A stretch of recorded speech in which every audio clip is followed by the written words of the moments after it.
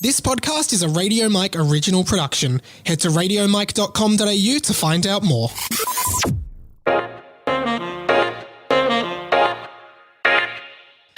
And action! Welcome to the April edition of Pat and Mike's Movie Club. Oh, Pat, welcome back to the film set. Oh, it's too good. I do have a little complaint though.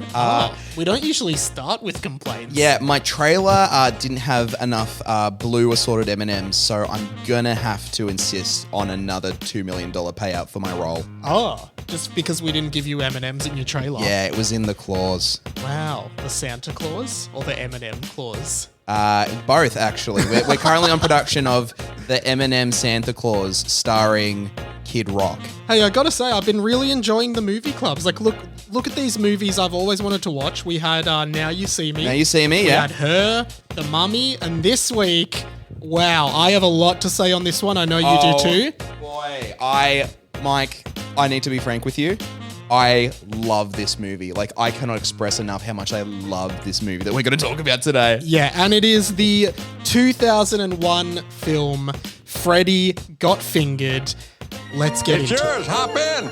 LeBaron. Bet your boots it's a LeBaron. Look, it says number one son on the license plate. That's me. I'm the number one son. It's never easy to let go. You make your daddy proud. You hear me? I'm gonna make you so proud. You make your daddy proud. Proud. Get the hell away!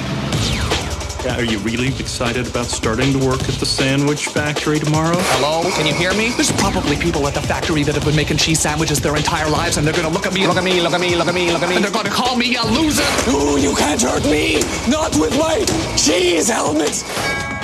Hello? All right, Pat, Freddy Got Fingered was directed by comedian Tom Green, released in 2001. It stars Tom Green, Rip Torn, Marissa Coughlan, Eddie K. Thomas, Harland Williams, and various other people. Like most films, there are various other peoples. And That is true. I don't even know where to start, but I guess I'll just give my context on the film. Yeah, because, totally. like, this movie for me has always been a movie that, like, I feel like everyone knows this movie exists. Like, everyone's like, oh yeah, Freddy Got Fingered. Like, Yeah, and particularly like of that generation too, like Gen X, Gen Y. yeah. And I have never had, like, I've always been like, oh, one day I guess I'll watch that. But I've never known anything about it. I've always known it had some degree of notoriety for something, but I didn't know any details on that. To say the least. I actually have no real idea of who Tom Green is, and Well. I went into this film pretty blind. I assumed the film was graphic or sexual in nature based on the title, and I also always thought the title Freddy Got Fingered was quite explicit in a way that I don't know if you could get away with using the word fingered in a movie title today. Well, there's a lot of things that they did in that movie which you really couldn't get away with today. But Mike, having a deep love for this movie, I also have a deep love for the brainchild behind this project, and that is Canadian comedian Tom Green. Oh, Mike, so aside from this movie, do you know anything about Tom Green? Well, I'll go into my only real thing that I want to say about him. Yeah. And this might actually detour just quickly from what you want to say, but the only context that I have on Tom Green is this. Sometimes you want to get on TV and just let loose, but can't. But it's cool for Tom Green to hump a dead moon. So basically, in the Eminem song, The Real Slim Shady, he references this film, I believe, when he says... he references Tom Green, yes. Okay, so he says, sometimes I want to get on TV and just let loose, but can't. But it's cool for Tom Green to hump a dead moose. Now, I love Eminem. I know all the words to that song. I have always sung those lyrics. Yeah. But I have never had any idea who Tom Green is or why he was humping a dead moose. And now I do know what that refers to. Oh, my. Well, allow me to give the context. So, yeah, if you're unaware, Tom Green, as I said, Canadian comedian, got his start on public access television in Canada, where he had the Tom Green Show, which was a bit of like a variety, a prank show, before he hit it off and he made it big in the US, appearing in movies such as Road Trip and Charlie's Angels. Okay. Where he went on to meet his then fiance Drew Barrymore. Yep. And the Tom Green Show is an absolute it's a message in a bottle of no, sorry. I think you mean a genie in a bottle. Genie in a bottle? Yeah. Lightning in a bottle? Because a message in a bottle could be anything. Like a genie, you're getting 3 wishes. Yeah. So it's like, I think it's inherently good. No, sorry. What you meant was, lightning in a bottle. Yeah, totally. But you could, okay, sorry guys. Okay, in metaphor-wise, it's not Metaphor Club. That's a different show. So that's next week. We never promised to talk about metaphors No. or know about them.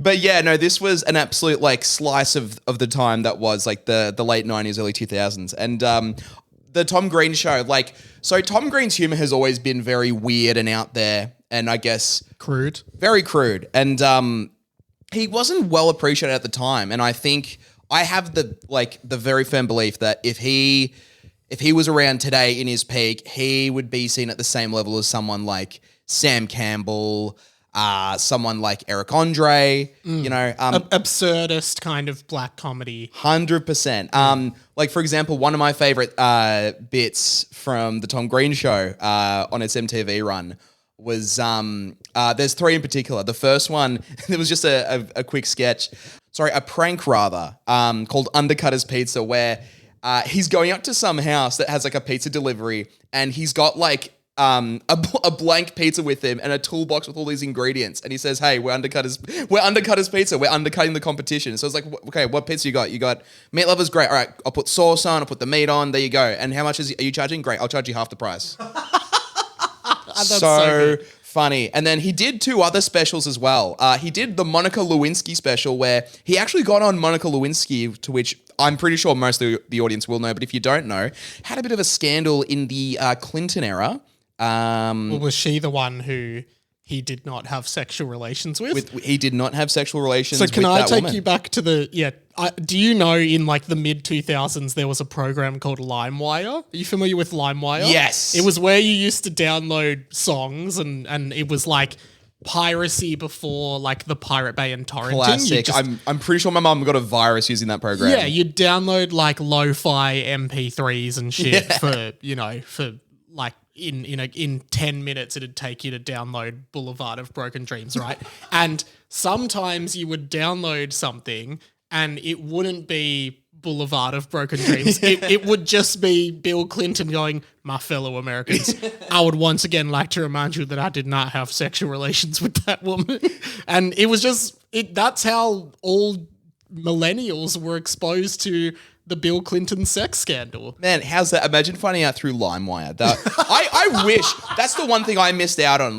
What, finding out about Bill Clinton getting a blowy from Monica Lewinsky from LimeWire? Allegedly. But actually, it didn't happen. He said he did not have He said sexual it's his relations. words. But no, really interesting. So at the time, Monica Lewinsky was getting slammed by the media and by the culture. And Tom Green was one of the few people to actually give her a platform and respect her. And the special itself is quite funny. They just go and do stuff together. They go and visit, I think one of her mates, a family member. They go to the mall and stuff, and they don't mention the scandal once. And another special as well, Tom Green was actually diagnosed with testicular cancer in 2000, and he underwent surgery to remove one of his testicles.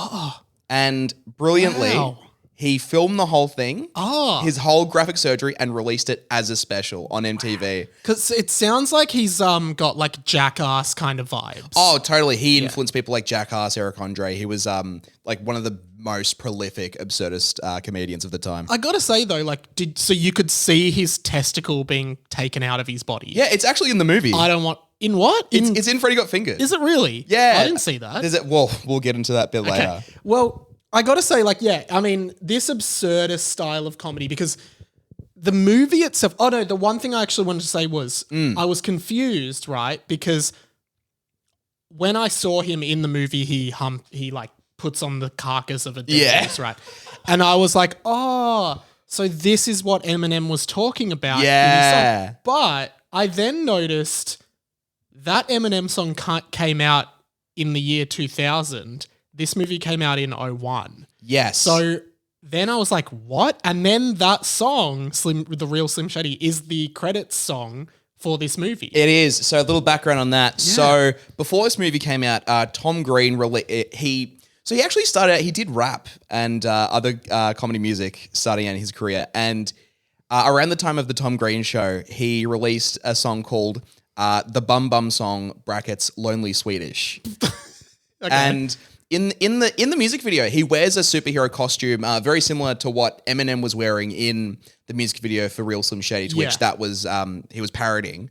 And wait, are you saying Tom Green was parodying? No, Eminem was parodying Tom Green. Oh, okay, yep. Yeah. And like there's the lyrics, like my bum is on your lips. My bum is it that? Yeah, that one. I'm trying to remember the exact lyrics. Like pretty much, yeah, there's a line in particular where it's like, my bum is on the cheese, my bum is on the cheese. If I'm feeling lucky, I'll get a disease. So just an absolute like absurd nonsense song. That's the Tom Green song. Yeah. Yeah, okay. So I never would have known Eminem was parodying the Tom Green song in that song. No, 100%. And but my question was, how did Eminem reference this movie if this movie came out after the song? He was referencing the song, which came out before the movie.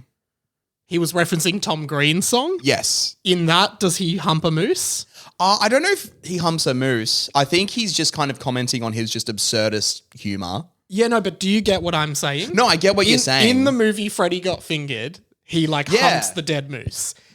In the Real Slim Shady, Eminem references that scene. Yeah. But that movie came out after that song. Yeah, I don't know if Tom Green was trying to reference Eminem with the moose bit, or if that was from like a sketch that I haven't seen. But yeah, no, I think my guess is, and I'm probably wrong, someone sound in. But, so you're saying Eminem didn't reference the movie. It was just... No. So you're saying Eminem just wrote that lyric with no meaning, being like, oh, Tom Green would do this. And then Tom Green has gone and done that in this movie. I believe so. I could be wrong, but that is my theory. But that's insane. a lot of media projects have parodied Tom Green. I'm pretty sure there's a Family Guy cutaway gag where they refer to him just being absurd, and they show him in a tutu sucking like a cow's teat. Yeah, okay. Wow. Okay, so the movie itself has such a bizarre premise. It's basically about this guy who isn't Freddy. Like, I always just assumed Freddy was the main character, but he's Gordy. He's Gordy. And Gordy's brother is Freddy, his young brother. And it's like, in a weird way, I guess it's like this, maybe why because I really liked this movie. And really? I understand that at the time it came out, everyone hated this movie and it was regarded as one of the worst films ever made. Absolutely. But what I think I liked about it is it's a really, this guy's 28 in the movie. Yeah. He's age 28. He's a 28-year-old man. He can't even eat a cheese sandwich at his home. I don't know if this was in the intention, because I do think a lot of it is just like crude comedy, but 100%. It does feel like this weird, in a weird way, this examination of like what it means to be a man. It's so much deeper. Everyone just thinks it's like a silly poo-poo bum movie, but it's so much deeper. Yeah, because the whole thing is like he wants to follow his dream of being a cartoonist. Yes. His dad like is not proud of him and ashamed of him and wants him to succeed. His brother is like the picture perfect child who works at a bank, I think, and like wears a suit. And he goes out and tries to follow his dream and it just doesn't work. But in the end, he finally reaches his dream. But his whole thing is he wants to make his dad proud. And I genuinely thought thematically it was really relatable. Yeah. Even though it was sort of shrouded in this crude, absurdist, like just sometimes nonsensical stuff. Like you said, the cheese sandwich thing and humping the dead moose and all of this stuff. 100%. This movie was introduced to me through an old podcast I used to listen to called the Pizza Party Podcast, which ironically was about cartoons and animation. And this movie, the main reason that they were so fascinated is because this movie itself is about someone who wants to be an animator and like make cartoons. And boy, was I in for something, because like, just like going off the top of my head, I didn't think I had to rewatch this movie, but I thought, no, I'll just put it on the background just in case. And Mike, I'm so glad I did. Reminded of masterpieces like within like the first 10 minutes, you see him like tug off a horse. Yes. Trying to find this person by wearing like a British police officer. British Cockney police officer uniform with the hat. And then he finds him and he takes his hat off. He's like, I'm not a cop. I'm actually not a real cop. But then one of the funniest moments where like the horse thing happens very quickly. He starts actually like touching a horse's penis and jerking it off. And I was like, oh, this is so weird. Because I went in blind. The second thing that I just thought was hilarious is when he's back at home and his friend has the incident on the skating half pipe. Oh my God. And his friend like snaps his leg and you can see the bone and it's just this really graphic, gory thing. Oh, so gross. And then it just sort of like Gordy just starts putting his mouth up to it and licking it. And then you're just like, what?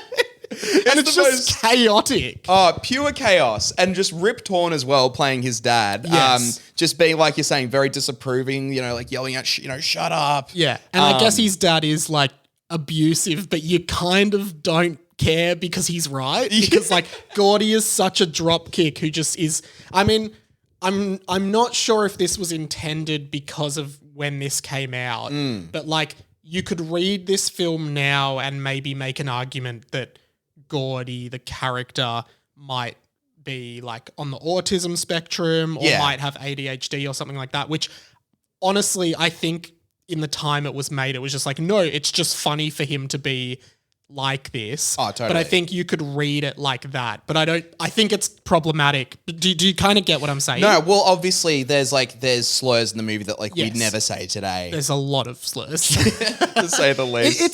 It's not massively misogynistic. No, I think there's some like really strong female characters in this movie. Compared to like every other movie on it. I guess like Now You See Me, I felt like Woody Harrelson's character was it Woody Harrelson? Yeah, just was hitting on very misogynistic. And then in The Mummy, it was just like, this one I was like, for a movie so crude, it isn't really like objectifying women, which a lot of movies of that time 100%. did. I mean, if anything, we see like, we see a physically disabled woman, who's a rocket scientist but also works in a hospital. Yeah. And then we see like, Gordy's mum, I guess escape her relationship with his dad and then goes on to date Shaquille O'Neal. Oh, yeah, that's right. At the end, he's with Shaquille O'Neal. So She's funny. And I guess we also should bring up, because I guess you're like halfway through the movie and you're just like, why is the movie called Freddy Got Fingered? Because you've been introduced to the character Freddy, but you just like,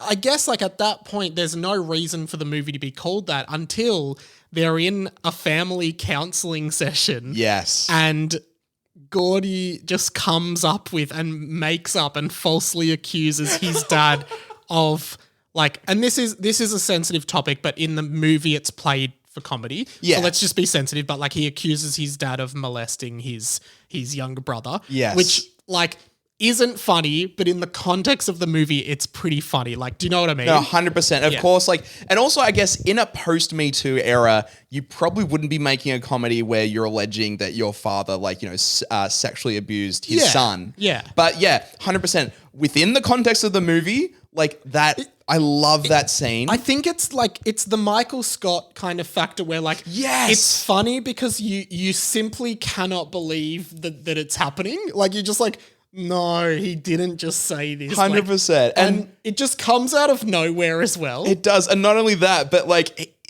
Tom Green just takes it to 11 where like Gordy just goes, he's a molester. Yeah. He's a child molester. Yes. And then just like smashes the window open and jumps out. That's the level of absurdity like you're dealing with. But I think one thing I wanted to bring up from an Australian lens, right, Yes. is one of the most iconic Australian television shows of all time, I would argue, from 2007, which was 6 years after this movie, Summer Heights High. Yes. There is a plot point in Summer Heights High in which Jonah does the exact same thing to his dad. Oh my God, he does. In a attempt to avoid doing his English assignment. He does. He accuses his dad of touching his dick. And there's that. It's honestly, it's one of the funniest scenes of all time. And he's like, oh, just my dad touched my dick or something. Like, it's very funny because his dad is just like this massive guy who's like, I thought you fucking did something wrong. What the fuck am I doing? And part of me actually wonders if Chris Lilly got that idea off this movie? That's a great question. I mean, I think regardless, we can both agree Tom Green was way ahead of the time, not just comedically, but like... Because even Chris Lilly works in that absurd territory, not to 100%. that extent, but like... He's in that same world. I reckon, like, I mean, it's a huge call to make, but I do think Chris Lilly probably saw this movie and was like, oh, that's funny, and then thought... Jonah would have seen that movie. Like, the character would have seen the movie. And wow. I reckon it's this thing of, like, Jonah saw that movie and came up with the idea to do it. Wow, from that movie. what a theory. That's my headcanon. Mike, Mike, I just got an email from Princess Pictures. We're being sued for slander. Oh no, that's not slander. I'm fine if Chris Lilly. Like, I think it's funnier if Jonah didn't just come up with it himself. He saw it in a movie. That's such funny. a great theory. But and I guess throughout the movie you progressively see Gordy do a lot of absurdist stuff, such as wearing a scuba diving gear in the shower. You know, claiming he's found treasure by holding soap on a rope. And then his dad throws it in the toilet, so he goes into the toilet, and then you hear Rip Torn just go, "What are you doing in my scuba gear?" One of my favorite bits that I still quote to this day is the backwards man, where where you see Tom Green in this room and he's wearing this suit but backwards. So he's like the button up and like the tie side is on his back. You don't have to explain and it. He just goes, "I'm the backwards man, I can walk backwards fast as you can. I can walk backwards fast as you can." Just pure absurdist. And then when Rip Torn's like, "What are you doing?" Like, Tom Green walks up to him, but like from behind. And then he's like, "Oh, I got a job." But he didn't get a job. Oh man. And then, I think honestly, the most underrated moment in the whole movie is like, so basically in the end, he ends up at the start of the movie, he tries to go to this animation studio and to try and sell his cartoon. Dave Davidson? Is it Peter Davidson? Because that made me think of Pete Davidson. Yeah, it was a name like that. And and they're like, "Okay, the drawings are good, but like you need heart, you need a story, and like, you know, come back and like pitch another idea." Yeah. And he goes back and he marches in and he ends up pitching this movie called Zebras in America. Yeah, to which it's like loosely based off his family. Yeah. And he ends up selling he sells the cartoon for $1 million. Yeah. And he pretty much spends the money on three things. The first thing that he spends it on is a helicopter to go and see Betty, the disabled rocket scientist. And she in the movie has an obsession with sucking his dick, which like, oh my God. And he's like, we've only been on 2 dates, but you've sucked my dick 2 times. So that there's 100% dick suck rate. Maybe we should go on a date that's not dick sucking. And also she's really into him like smacking her legs. Yeah, yes.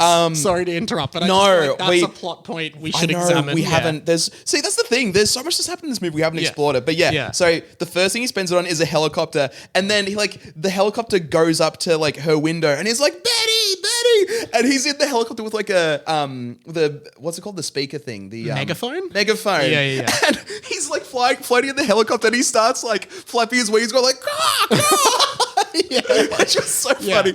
And then he lands on the roof, and then the second thing that he spends money on is jewels. He goes to Betty, he's like, "They're jewels, Betty. They're jewels. I got them for you." And then she's like, "Gordy, I don't want jewels. I just want to suck your dick." It's so weird. And then the third thing he spends his money on, and this is the grand finale. We should say, like, it does descend into like more and more absurdity, like with that. But then also, Freddy ends up getting taken away and living with other children who have been like, oh victims, my God, which is weird. That's the thing. There's so much that happens in this movie. It's impossible to keep up. And as you said, the mom ends up being married to Shaquille O'Neal, which is so random. But the third thing he spends his money on is that he temporarily paralyzes his dad into a coma. And wait, does he pay for that to happen? I think, well, in the movie, he does it himself, but he would have had to pay for the gear and everything. Yeah, but does he he shoots him with a dart gun or something, doesn't he? Basically, he breaks into his own home and like with like X-ray goggles, and he goes up to his dad, like he's like it's Zero Dark 30 or something. Yeah. And he shoots him in the neck with a dart, and then Rip Torn's character just goes to sleep. Yeah. And then he pays a company to disassemble the whole house with his dad still in it, and then transports the whole house to Pakistan, which is a throwback to another line where Rip Torn's dad, being the crazy dad, says, if this were Pakistan, you'd be sewing soccer balls. And so he does it. Like, which is a dad's like kind of way of being like, look how good you've got it, kid. Exactly. You know? But he misunderstands it. 100%. And so Gordy's like, we're here, we're in Pakistan. But And also- the house is on a rod. Yeah, the construction worker goes, why don't we, it will be cheaper to just build the exact same house in Pakistan. He's like, no, we have to do it like this.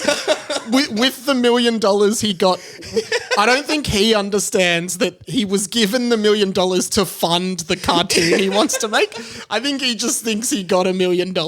He defrauded an animation studio. Yeah. So it's on a rock. Yeah. It's on a rock. They're in Pakistan. They're in Pakistan. And then they end up getting kidnapped by a group of, I guess, how would you describe it? I don't know, just like political. Like they get kidnapped as American hostages. They become in political Pakistan. prisoners. Yeah. But end up having a good time. You see them like gambling with the Pakistanis. Yeah.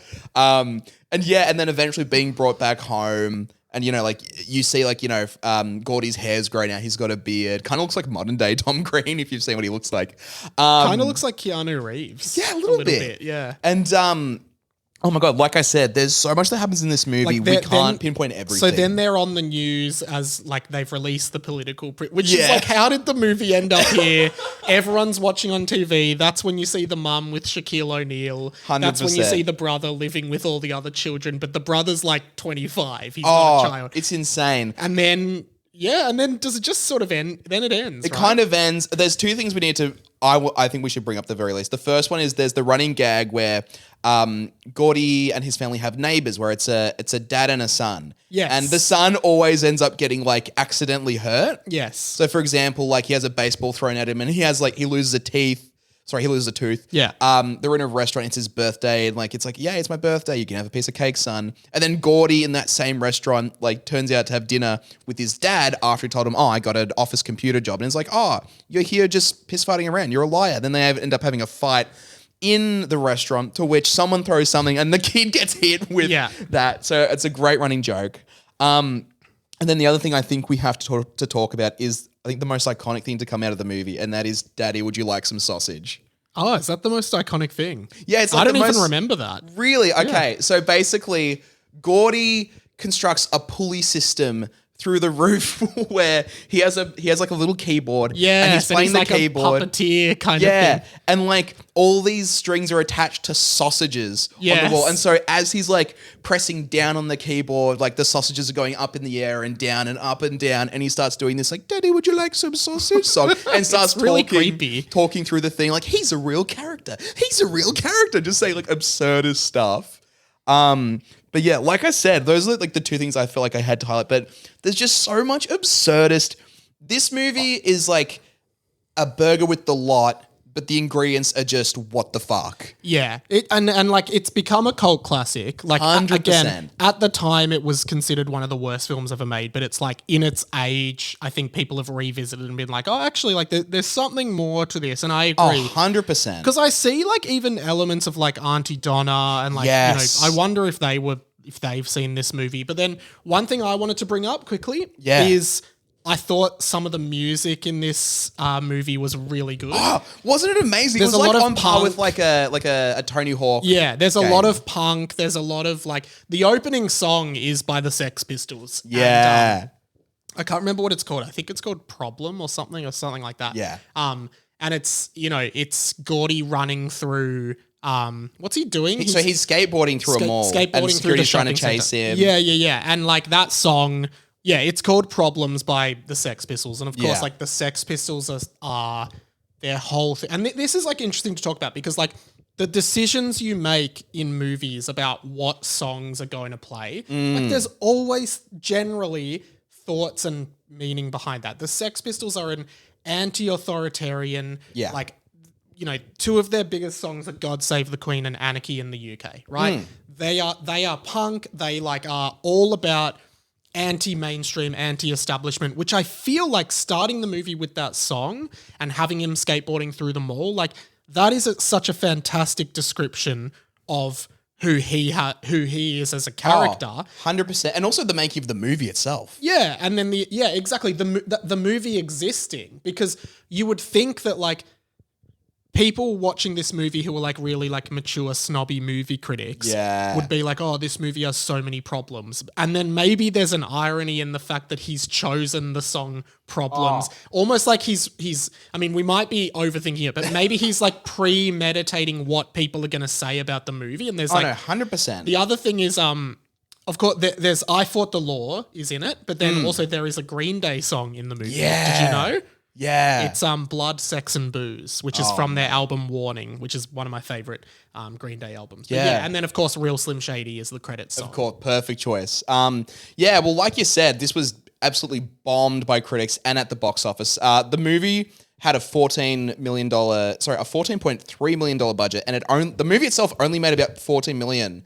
To which Tom Green says that he doesn't believe the box office reflected the attendance, because at the time there was another comedy out called Crocodile Dundee in Los Angeles. And he reckons what number is that in the Crocodile Dundee? I didn't even know there was more than two. Yeah, because I think there's Crocodile Dundee and then Crocodile Dundee 2. I just know about the first two, yeah. So then I guess it must be the third one. Yeah. I thought it was just some straight to DVD thing. But yeah, he reckons a lot of kids people underage who couldn't see the movie, they snuck in by paying a ticket for that and then sneaking into Freddy Got Fingered. That makes sense. Yeah. And the movie itself did end up breaking even. It made over $24 million in DVD. So what was the budget again? 40?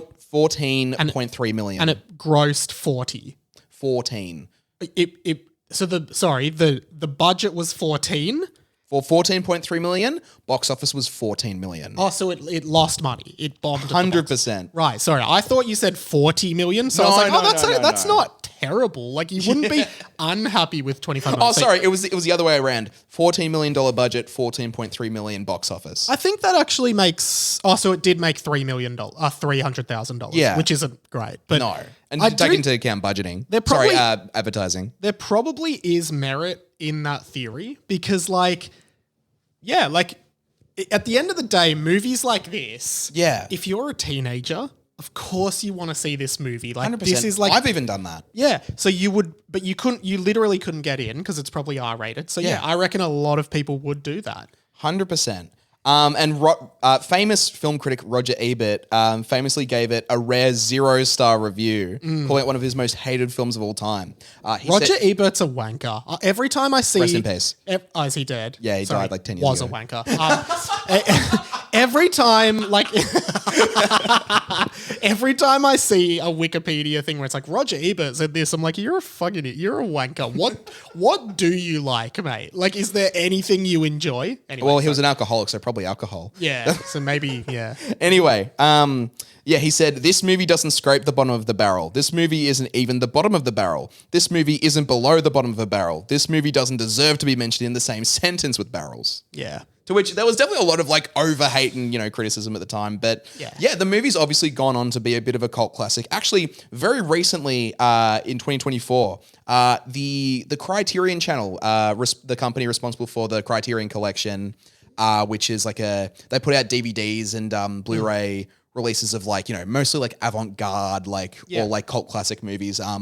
They have a streaming service similar to Mubi, where they have handpicked films, and they put Freddy Got Fingered in recently as part of a cult classics collection. To which for years a lot of people have been joking of put Freddy Got Fingered in the Criterion Collection, and finally it's been recognized. But I think this is a great example of a movie that's just a little bit left of center. It's just a little bit not what mainstream people would expect, and then because of that, people don't get it, and then they're like, "Oh, this is weird," and then it finds a new audience through DVD. Oh, 100%. Was there ever a sequel or follow-up to this? There was never a sequel or follow-up. Tom Green has gone on to do a bunch of miscellaneous stuff since then. Obviously, this was about the peak of his career. After that, he actually ended up being on the Celebrity Apprentice and got fired by Donald Trump. Oh, shit. Yeah, dead set. And he's done a couple online stuff. He actually had a web show. So the Tom Green went from MTV to web show. A lot of people used to call in and just troll him. But it was very similar to a public access style show. And honestly, right, reflecting on that type of absurdist humor, I actually have a bunch of trivia here I was prepared to read. And there's one I will definitely read. But in just, I guess, a long-term reflection on the impact of this movie, right? So a month ago, I saw Eric Andre live doing a comedy show. And if you're unaware, Eric Andre is another very absurdist comedian. From Tim and Eric? The Eric Andre show on Adult Swim. He's not the Eric from Tim and Eric. No. Oh, sorry. He's not the Tim and Eric. My bad. But yeah, same network. And Same name. Yeah, Eric. Very, very true. And I love Eric Andre. His humor is very similar. He actually had Tom Green on an episode of the Eric Andre show. Tom Green absolutely paved the way for people like him. And when I was in the audience and I was watching like his show, and there was such crazy shit, like Eric brought people on stage. He had them chug like 10 beers and then ranch and mayonnaise, and then had them like shave their whole head. When I was in the audience, right, I was just thinking, fuck, if Tom Green was just like, if he was around the same time as Eric Andre, these people would have loved him. Like, I guarantee, like 9 out of 10, like people in the crowd, they would fucking love that movie, you know? And I think it's just, like, obviously, I love to ironically, like, oh my God, best movie ever. But I genuinely think Tom Green is just such a excellent comedian. Like, yes, obviously a lot of his stuff is just absurd and for the sake of, you know, being, not controversial, but, you know, out there, right? Yeah. But I think it's such a great artistry and also just an incredible achievement to really be able to make like a piss take of a movie. And like just from like the background alone, I genuinely think this is one of the greatest comedies ever made. I really enjoyed it. I'd watch it again, and like I had no idea what to expect, but I thought it was really good. Oh, 100%. And one last bit of trivia for you, Michael. Yeah. And another great testament to how much I love Tom Green. So in 2016, an American man was on his way to drop his daughter off at school when a policeman pulled him over for a busted taillight. And as the police officer was processing him and going through his records, he actually went up to him and said, oh, hey, you've actually got a warrant for failing to return a VHS tape called Freddy Got Fingered in 2002. And the guy was like, oh, like a warrant? And yeah. And so the police officer allowed him to drop off his daughter, but then said, like, just please come to the station afterwards. And he actually got arrested. For not returning a VHS. Yeah. And mind you, this was 2016. That was the time where Netflix was taking over, Blockbuster was dead. So that video store had since closed down. So couldn't even return it if he wanted to. To which, upon hearing this, Tom Green actually called him on the phone and said, I will pay for all your legal fees. Oh, wow. To which it didn't really matter because the whole case was dropped. But that's great. Yeah. Well, that's been another edition of Movie Club. So much fun. Next month on the show, what are we doing? It's Punch Drunk Love with Adam Sandler. It's supposed to be really good. I've always wanted to watch it. And good thing, it's about 90 minutes. Similar to this. 90 minutes really works, doesn't it? Perfect. From one silly comedian to another. Yeah, but I don't think it's silly. I think this is like one of the serious Sandler movies. But we will discuss all next week on Pat and Mike's Movie Club. And cut. Mikey, would you like some sausage? Mikey, would you like some sausages? Sausages.